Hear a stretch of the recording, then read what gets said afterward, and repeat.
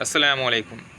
বর্তমানে আমাদের দেশ খুব খারাপ অবস্থার মধ্যে দিয়ে যাচ্ছে, বিশেষ করে চট্টগ্রাম জেলা এবং বিভিন্ন আশপাশের জেলাও আজকে পানির তলে ভেসে যাচ্ছে। বিভিন্ন ভিডিও ফুটেজে দেখলাম যে ছোট ছোট বাচ্চারা পানিতে ডুবে মারা গিয়ে ভেসে উঠছে, যা খুবই মর্মান্তিক।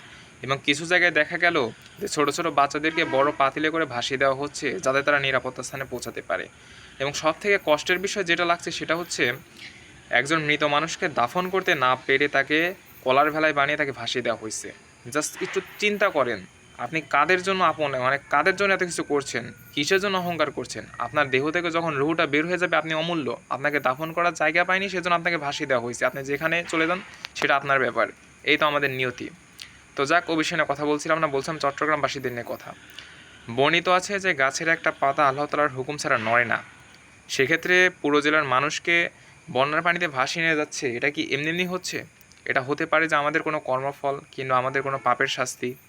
চিন্তা করুন, কিছুদিন আগে বিশ্বকাপ খেলা শুরু হয়েছে, যেখানে আমরা ভোর 3টার দিক 4টার দিক উঠে ফজর নামাজ পড়তে পারি না, কিন্তু খেলা দেখার জন্য ঠিকই আমরা রাত জাগতে পারি। 2টোর দিক উঠতে পারি, 4টার দিক উঠতে পারি, একসাথে জড়ো হয়ে আমরা খেলা দেখতে পারি। এই তো আমাদের ইমানের অবস্থা। যখন পছন্দের দল হেরে যায় তখন আমরা ক্যামেরার সামনে কান্নাকাটি শুরু করি, টিভির সামনে কান্নাকাটি শুরু করি, যে পছন্দের দল হেরে গেল আর কি। তো আজকে যখন আমরা বিশ্বকাপ নিয়ে মতো থাকি, তখন চট্টগ্রামবাসী আমাদের কি বলছে জানেন? তারা বলছে যে আজকে এক জেলার মানুষ বিপদে আছে আর বাকি জেলার মানুষ কীভাবে আনন্দ করছে, তাদেরকে বিবেকে নাড়া দেয় না? তারা একটু চিন্তা করেন কথাটা আর কি, যে একটা জেলার মানুষ বিপদে আছে, আমরা যদি আনন্দ করি তাহলে তারা আমাদেরকে এমন কথা বলছে যাতে আমরা তাদের দেশের লোকই না আর কি।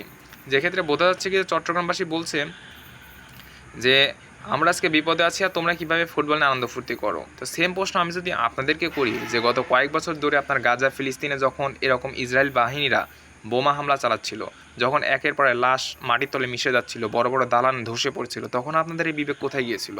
তখন তো আপনারা চিন্তা করেননি, তখন তো আপনারা তো এসব নিয়ে চিন্তাভাবনা কিছু করেননি। এই দেখেন, কিছুদিন আগে আমরা যখন ফুটবল কাপ নিয়ে ব্যস্ত, তখন অন্য অন্য এলাকায় মিশর প্লাস অন্য অন্য সুদান সহ বিভিন্ন ইরানে হত্যাযজ্ঞ চালাইছিল ইসরায়েলি বাহিনী আর কি। তো তখন ওই সময় কিন্তু আপনাদের আমাদের কিন্তু কোনো বিবেক নাড়া দেয়নি, কিন্তু আজকে যখন নিজের দেশের মানুষ বিপদে পড়েছে তখন আপনার বিবেক নাড়া দিয়েছে আর কি। তো সত্য বলতে আসলে নিজে আগে ঠিক হন, নিজে যদি ঠিক না হন তাহলে কিছু করার নেই।